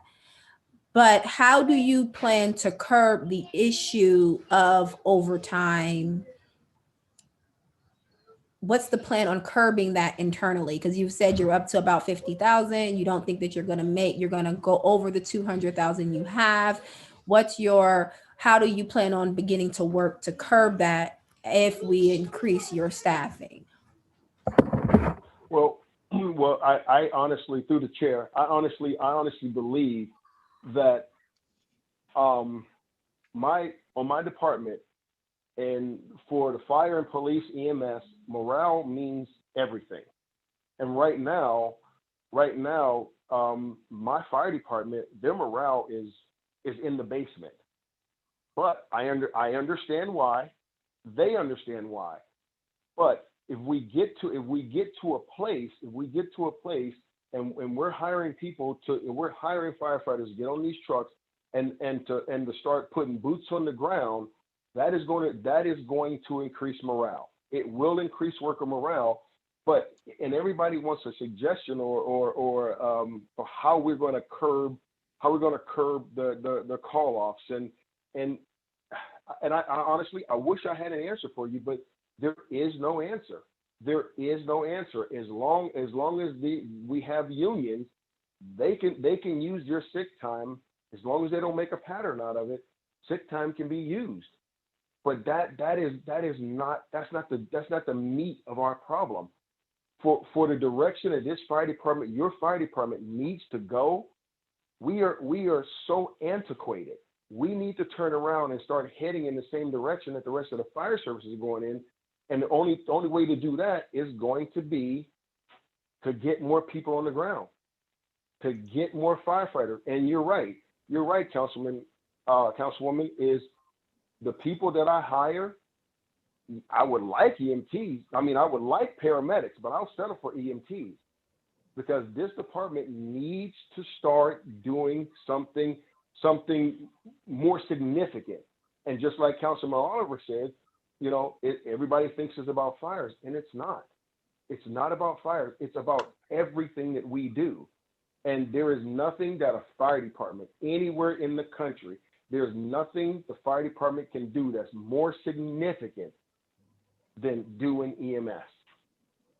And we have to crawl before we can walk. And these firefighters that I hire, if you let me hire these firefighters that I get, they're going to be EMTs and paramedics. And hopefully with this contract signed, we're going to help supplement AMR and start doing first responder. Chief, Yes. we keep referencing the EMS. I don't know the exact numbers, but I believe that the majority of the residents in Youngstown don't have private insurance. So if we go out and we have to deliver a service to either someone uninsured or someone on Medicare or Medicaid, like we're only going to get back a minimal amount. And I believe that's not even enough money to cover the cost of us providing the service. So is there like some kind of numbers or feasibility study done to even see if whether we're gonna profit or at the very least break even based on the demographics of our city? Honestly, based on the demographics of our city, and that's why, so I'm sorry, through the chair, but that's why I haven't pushed forward with the whole advanced life support transporting ambulance thing. And in this instance, we have to crawl before we can walk. And the way we do that is to run first responder, because right now, as it stands, as far as EMS is concerned, as it stands to the city's finances, as it stands to the reimbursement rate, that question is very valid, because no, we won't even break even with the way it is right now. Which is why I'm in talks now. Hopefully by end of April, we'll have a contract with AMR, because we're gonna have to subsidize them. We're going to have to subsidize them, but along with that subsidy, I want us to be able, because AMR can't get any place in the city faster than your fire trucks, because we're located all over the city. And we have the ability, we have the capability of responding anywhere in our districts in 3 to 5 minutes, whereas AMR might be coming across town. This is why I need the bodies. The safety of the community is paramount in my mind and your firefighters' mind. And that's the service that they're paying for. That's the service that they've come to expect from the fire department. This is why I need the bodies. Thank you, Chief, for that. But yeah, it seems as though that potentially starting our own EMS might be more of a cost hindrance than a help. For lack of better words, it seems like we're in a big pickle. But Samantha, you can continue with your questions. Thank you. Thank you. So actually what I was asking, Chief, you have on the document that you sent us, you talked about you needing 5 firefighters. You talked about an inspector and a mechanic. And then you have here an assistant chief. And I'm assuming that's one of the outcomes to maintain efficient operations. So I guess I was looking for what would you enact to ensure that the operations are running smoothly, the time is being used efficiently, and anything that has been cost prohibitive is closely watched over if you were to add that last position that you've outlined to us as an assistant chief? Through the chair. The reason I need an assistant chief, every department, Youngstown, we have the largest fire department in 3 counties. We have more firefighters, more stations, more trucks than anybody in 3 counties surrounding us. Yet most of the full-time fire departments, they all have assistant chiefs.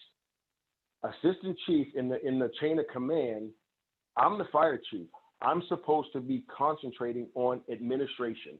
That's it. Your assistant chief, he or she concentrates on operations. But because I'm the only one, I have to do administration and operations. And yes, I mean I'm human, and things fall through the cracks and everything. And this would run a whole lot smoother if I could take some of this stuff off of my plate. And when I tell you it's a lot, it is a lot. Now, I'll be the first to tell you, I'm good at what I do. I really am. I'm good at what I do, but I'm also smart enough to realize that I need help. I need an assistant chief to take some of this off my plate so that I can do things like administrative work, concentrate on, look out there and see, can I get more grants? Can I get more or more grants for money for the department? Can I get more equipment from the department for grants and things like that? I would have time to do all that. I don't have time to do all of that because it's just me. And then because I'm the only one not in the union, and we all on this call are quite aware of how I've been treated, I get no help. So it's just me. That's why I need the help, because irregardless of whether they like me or not, I got a job to do, and this department needs to change. Whether it wants to or not, it needs to change, and it needs to start going in a different direction. And I'm the person to send it in that direction, but I need help. Thank you, Chief. I'll go ahead, Anita, and I'll follow back after. Through the chair, Chief, you know, I've had your back on almost everything. But I don't see how we're going to do 5 more firefighters. But I do have a question that I want you to answer me, Chief. Right now, we are giving out bonus checks to firefighters for a certain training. Is that correct? That they have a certain certification? Is that correct? Through the chair, which certification are you? The sheriff fire department get, besides the hazardous duty pay and longevity, do they get paid? Are there some firefighters on your department that receive a bonus check for a particular training or certification? Yes. Okay. Yes, they do. And what is that training and or certification? My inspectors get a bonus if they have a certification of, it's called plan review. Juvenile, we have inspectors that get, and some of the other firefighters that get a bonus for, it's called juvenile fire setters. We have EMT bonus. We have paramedic bonus. Those are really the only, and we have, no, that's it. No, that's it. Those are only the bonuses that we get for having certification. Okay, EMT, you mentioned another one, Juvenile fire Paramedic. setters. and a third one. And are those certifications being utilized right now? Are we using those certifications that these firefighters are getting the bonuses for? The plan reviews are by inspection. They are being utilized. Juvenile fire setters, they are being utilized whenever we have. Juvenile fire setters is for a kid that might light a fire in his house, being a curious kid. And so we bring him in, and we were taught this program. We bring him in and sit down, and what we determine is, is he just being a curious kid, or does he have a problem? So juvenile firefighters is being used, but EMT and paramedic, they get the bonus, but no, it's not being utilized. We do go out, but however, we do go out. If AMR doesn't have a car available, we do send the fire truck, because I don't want them to have nobody there. Okay, but they are being paid to have this certification. We're not utilizing it.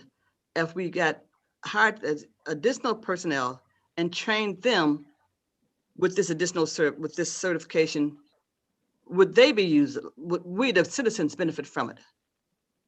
Through the chair, absolutely, and that's one of the reasons. Absolutely, we would. Yes, because but we don't now. Like I said, when we don't now, when the union contract, hopefully, and I can only speak in hopefuls. Hopefully, when the union contract gets ratified, they will agree, because that's where we are right now. We're waiting to see if the union's going to agree to run first responder, because the union has to agree to do it. I can't make them do it. But we do pay them the bonus. I don't know how much the bonus is, but we pay them this bonus, but we can't utilize what we're paying for. Through the chair, that's correct. They get $200 if you're an EMT a year. Oh, and $200, $300 okay. if you're a paramedic. But even the 200, we get nothing in return, no additional service. But that was the reason for them getting that certification, so that at some point we, the citizens of Youngstown, would benefit? Through the chair, yes. Okay. I just want to get some things cleared out there, and for myself as well. Okay, that was my question. I just wanted to get that one out there. You know. Thank Thank you, you. Anita. Councilman Oliver had his hand up for quite some time. Thank you, through the chair. Chief, or anybody, I'm still just trying to wrap my head around things. Number one, how much does a new assistant chief cost? Did we already go over that? Through the chair, no, we didn't. The assistant chief would make roughly $10,000 less than I do. Okay, second question is there any way, I mean, I don't know if anybody else would want it, but is there any way I could get a report on call-offs? Through the chair, if you want, yes. What you want, call-offs? I mean, just call-offs, period? Yeah, I just want to see how often it's happening, like how much it happens and how and when it happens, you know, does it cause another truck to be shut down or a station to be shut down or something? I just want to see if you know, how often it's happening and how much it's costing us when it does happen. Seems like a pretty reasonable ask. Copy that. Wait, and I'm sorry to interject. With that, can you include the names, not just the number of call-offs? Can you include who called off and at what station, so that way we can compare to see if that station has had to be browned out, please? Copy that. Now, I mean, how far back? How far back would you like it? Last year? I guess you could do it since you become chief. Copy that.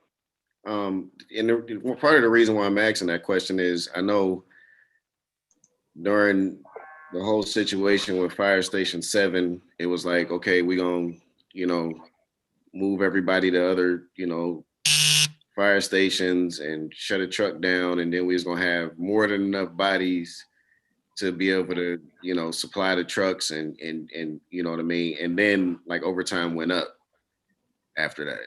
So it's like, I'm still trying to understand how this whole thing works. And, you know, and lastly, like what kind of direction are you getting? Because you got a boss.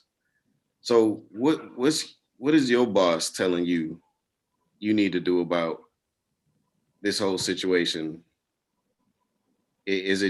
Was the answer just to hire more firefighters?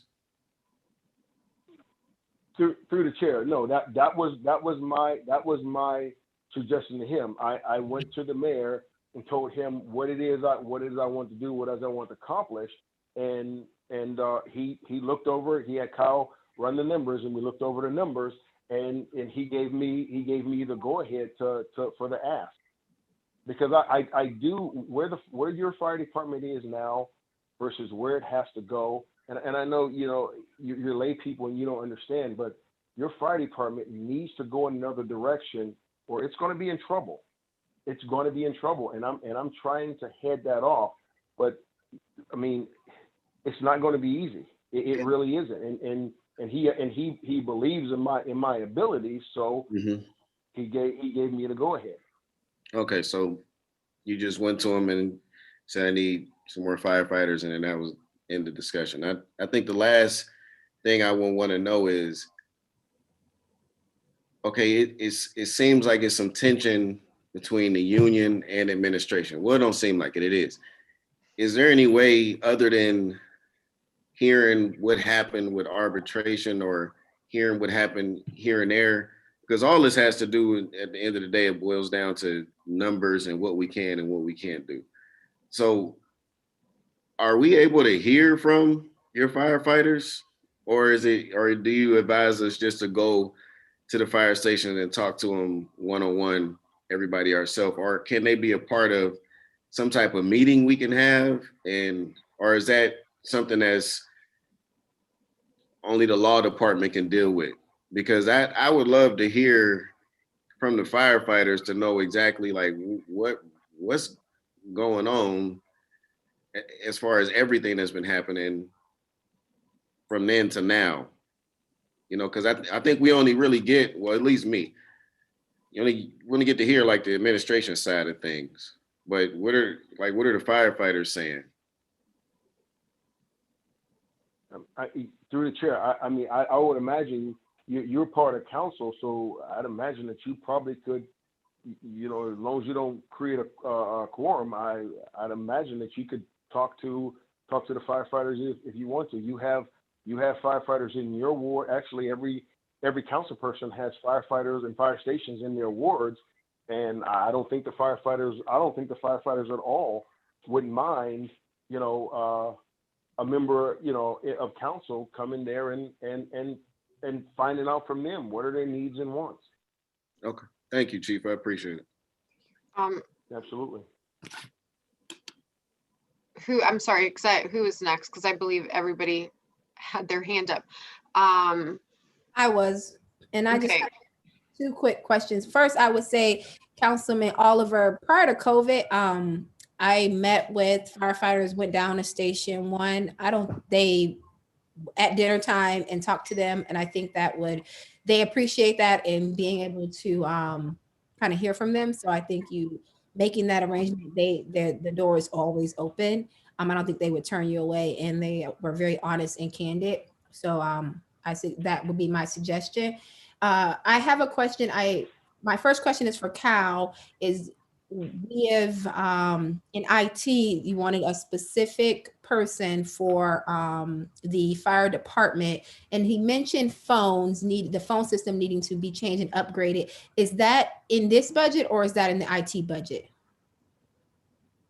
Through the chair, we have nothing in that budget yet because we were going to go in once the person is in the job and is able to actually ascertain along with Rick. We were then going to come back to you and explain to you what we think we need, because we do not know the whole aspect of the system, but that was the plan. The administration would put that person in that job 120 days, determine if that person was the right candidate. If not, go out and test, but then come back to you once Rick and that person figured out what was required to change that system so that it mirrored up what we had across the other operations in City Hall and the other facilities. Okay, great. And then my next question is in regard to buildings. Last year, we needed a roof, and a floor. I don't see anything in the initial budget for buildings, and our buildings are aging. Is there any plans, Chief, to continue the maintenance and upkeep, the floors or roof at any of our stations? Because there is no building in the capital outlay. Through the chair, yes, it is, and we just found this out a couple of weeks ago when all the snow and stuff started to melt up at Station 2 on Indianola. They got a leak. They got a leak in the roof, and we tried to get the same company that did Station 12, but for whatever reason we can't get him to even call us back.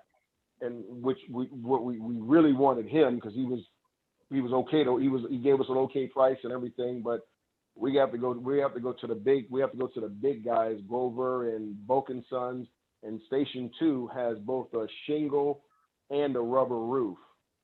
And so but this roof is as old as the fire station. It's never been changed. So that number is not accounted for currently in the budget. Through the chair, that's correct. Because like I said, they just submitted a work order a couple weeks ago, letting us know that down at Station 2, where all the computer stuff is and the phone stuff, that there was a leak in that room. Thank you. And then my final question actually is for Mayor Brown. I see that he is on the call. Chief said that he came to you with his ask and explained to you what the problem was and what he needed. Could you just give us a brief overview on how you feel about these changes and why you feel as the administrator of the city, why you feel it's necessary. Through the chair, thank you for the question. This is one of those things when you heard the chiefs talk about moving this department into the 21st century. And when he came on, that was one of the reasons he got hired to be the fire chief, because he wanted to make sure that we were leading from the front, not just locally, but nationally. And this is the trend that's happening nationally. And I believe in his vision, and I believe in what he wanted to do. And we talked extensively. It wasn't just a matter of I said, oh yeah, go ahead and do it. It was more, let's justify how we decided to look at it. Just for real quick example is the mechanic. If you look at the fire department, if you look at other departments, they maintain their mechanics, and somehow we did not. And we're talking safety vehicles that we repair there. When you talk about an assistant chief, if you look at the other departments and the what they do around the county and around the state, they had an assistant chief to help with that operations. And if you want to get better, you're going to really have to put pieces in place that'll help you do so. And I think the chief's ask today is nothing that we're asking extraordinary. If you talk about, just start with the mechanic as well as the assistant chief. And I talked to the chief, I said, what happens if, we phase it in? And he said, we can definitely do that, Mayor. We can phase it in and account for attrition through this process. So we had several conversations, and that's how you got the document in front of you, because that was his vision. I say, let's put it in writing so council can see it and hear it. And also it gives you kind of a visual of what the numbers will look like. Mayor, based on what you said, so are you proposing that council approve 5 firefighters plus an inspector plus the assistant chief, and that if that's the case, or even just the 5 firefighters, have you looked over that and discussed that with our finance director, who has expertise in finance, to see if that's feasible and sustainable for the city? Through the chair, we did have extensive conversations and talking with Kyle. It may not be what we will figure out we'll do all at once, but we've got to have a plan of not just continuing down the same path. So this is a long-term plan. It can be in pieces, and we did look at that. We looked at what we were spending in overtime, and if we're talking about getting more efficient, if we want to talk about doing first responder, the safety of the citizens was added as an added piece in there. For me, I don't think there's a price tag on the safety of the citizens. So we did look at it, and on Friday we have our staff meeting, and that'll be you guys have all had your budget hearings with each department, and then we're going to come back for each department that asks for their pieces, and we're going to kind of come to you with a number that says this department asked for this department asked for that, and show what that number in totality looks like. So we're taking it. This is our recommendation to you. And then we'll come back and say, of those recommendations, here's what that number looks like, or here's what our ask is for the budget in totality.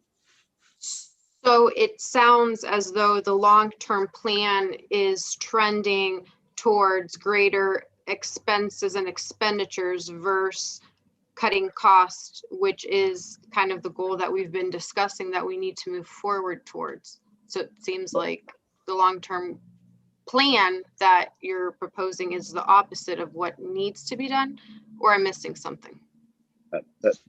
Through the chair, I think when you look at plans and expenses, I think this is the department that over the time we've been cutting back, and I think it's at a point now the chief feels that he's got a good foundation. Now he wants to start building on that. So if we want to build on the foundation right now that we have, he thinks he's in a great position to say, you know what, here's what I need to do to build a better team and move this department into a 21st century. And it's council purview, you appropriate, but we're telling you that here's what we need to really become a more efficient and effective fire department with this plan. So just for one last point of clarity, what are you proposing council consider? You would like us to consider adding 5 firefighters plus the other 2 positions, or you're asking for 5 firefighters? Through the chair, I'd like you to consider all the things we proposed, but once we look at the totality of the numbers from all departments, this may be the phase 1, may be the inspectors, one mechanic and several firefighters, and we'll go and we can come back and say, here's the next phase of what we want to do as well. So if council says, you know what, or we look at our finances and we can't accomplish all that this year, we still have more years to come. But this is a long-term plan. This is not just 2021. This will get us at least until 2023, 2024.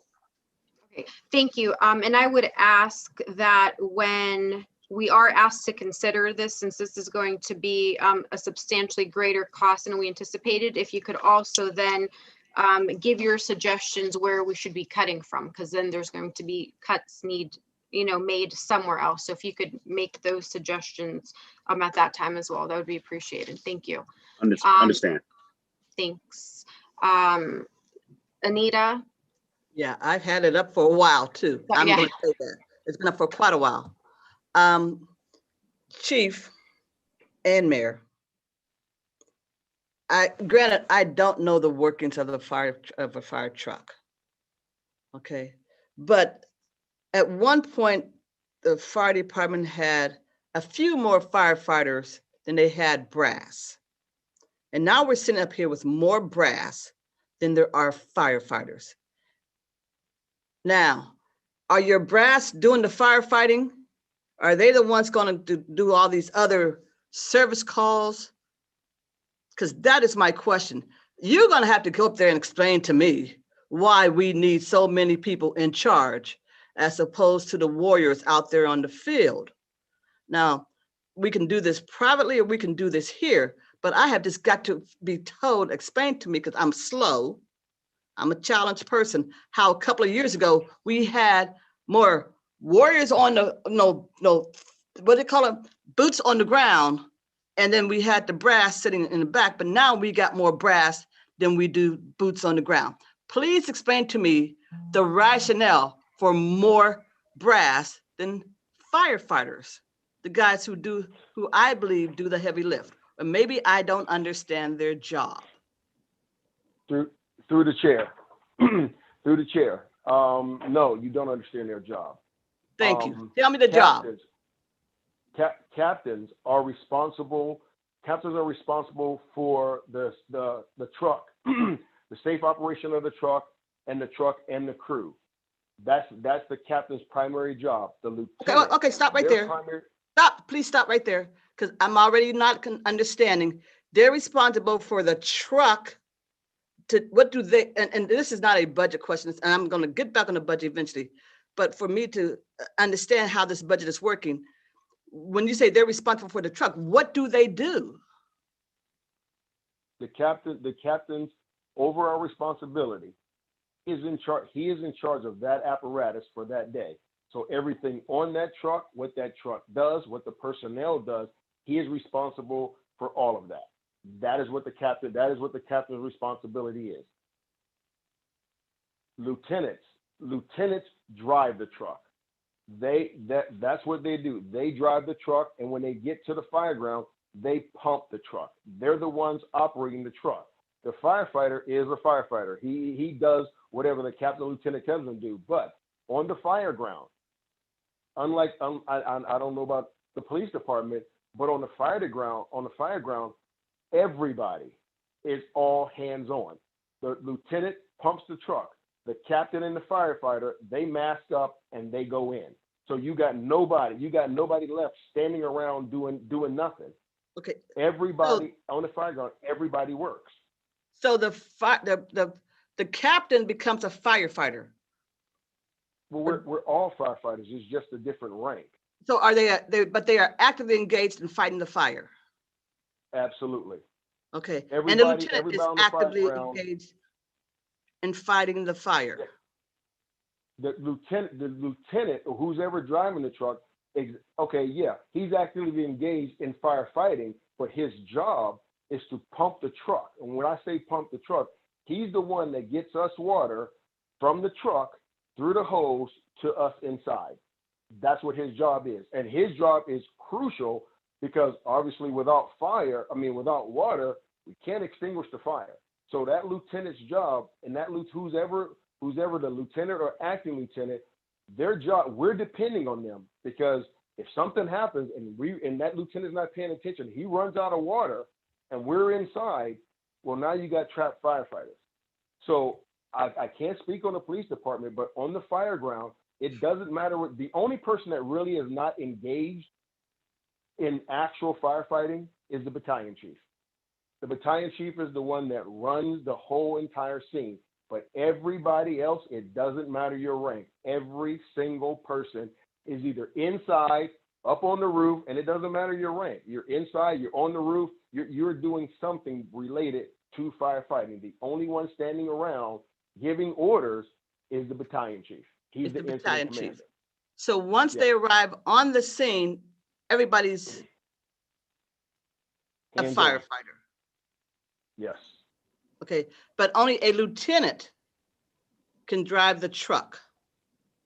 A lieutenant can drive the truck unless that lieutenant's off, and then that firefighter acts as an acting lieutenant, and then he drives the truck. Just like if the captain was off, that lieutenant now becomes the acting captain for that day. And But it it's- doesn't and that's- matter whether you're acting or whether you're the captain, actual captain or lieutenant, or acting captain or lieutenant. On the fire ground, everybody works. Everybody is working. They're all the same once they're at the scene. Yes. Okay, so you need these, even though I think it was you were at 123. I do believe that was the number. But before, the numbers were reversed because it was brought up at that time before that it was almost 1-to-1, but now you have more brass than firefighters. Yes. Okay, But when I got on, we had, I think we had about 150, 160 firefighters. Yeah. So, but now it's going the other direction. I mean, stations closed, trucks shut down. And so you decrease, because at one time the city of Youngstown had 15 fire stations. So we have 15 fire stations. That means you have 15 lieutenants, you have 15 captains, and then everybody else are firefighters. And above them is going to be the battalion chiefs. But as the department shrunk and the closed stations and shut down trucks, you still have the same rank structure. But now what you literally have, and everybody talks about doing more with less. Now what you really have is firefighters doing more with less. and my last question, and it is my last question. So the primary purpose of the fire department is fighting fires. And I understand that they are first responders as well. But in terms of their fighting of fires, they are averaging, you said last year there was 300 structure fires?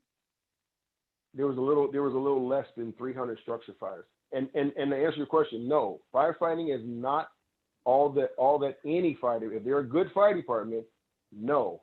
Maybe 30 years ago, yes, that's all fire department's done was fight fire. But now we're not firefighters anymore. We are public servants. We just hold the certification of firefighter. And in the city of Youngstown, it's really simple. In the city of Youngstown, unless somebody's getting beat up, robbed, shot, stabbed, or killed, they call the fire department for everything else. So we are truly public servants. And so fighting fire is just one of the things that we do as firefighters, but we do a whole lot more. And I'm looking to do even more to provide an all around service to our community. Okay. Chief, like we've had these conversations before, and for the most part, I do support a lot of things. And we'll have more discussions privately because we'll just have more discussions privately. Thank you. Copy that. Who was next? I just wanted to say, Chief, when you said he or she for the assistant chief, that made me very happy. So if in the event that happens, just remember you said she, just keep that on. It doesn't matter to me, male or female, as long as they can accomplish the mission. All right. Councilman McNally.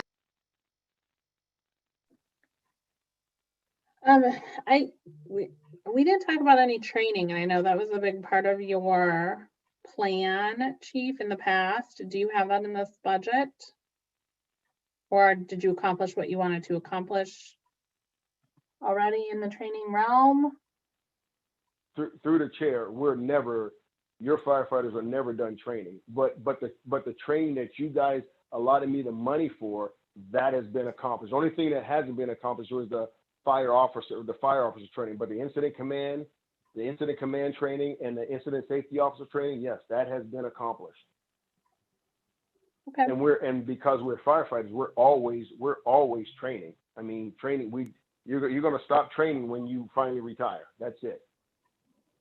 Okay, so the increased or the different path plan that you had presented to us, you're good there. Yes. Okay. So like I said, the only class that we haven't done, and COVID put that on a hold, was the fire officer 1. Okay. And then just my other question, the insurance program, collections program that you put in place, do we have, I think we just had how much have we collected? Has that been successful in your eyes, or meeting the, your expectations that you had when you first, brought it to us and enrolled in it? Through the chair, it actually disappointed me. It actually disappointed me because last year we only took in a little over $10,000, but we left over $80,000 on the table, only because when the lieutenants and captains were out on the scene, I'm just going to mark it up to, they didn't know all the information that they had to obtain. And so what I mean by that is, if you go out, like now, if you have a car accident, you make sure you get all the information before this person drives off or before you drive off. Where the firefighters were just getting basic information, name, address, and then that was it. And I kept having, the battalion chiefs kept having to tell them, go back and read over, go back and watch the video. This is all the information you need. But I think this year, because we've been hounding them, I think this year is going to be different. I think we're going to start seeing a lot more revenue generated from fire recovery. Okay, thank you. Are there any other questions?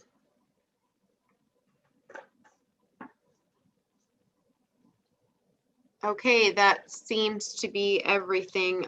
Thank you, Chief. And I think, yeah, some of the things that we were discussing are going to have to be further discussed in the safety committee. But thank you for your time and for answering the questions that we did have.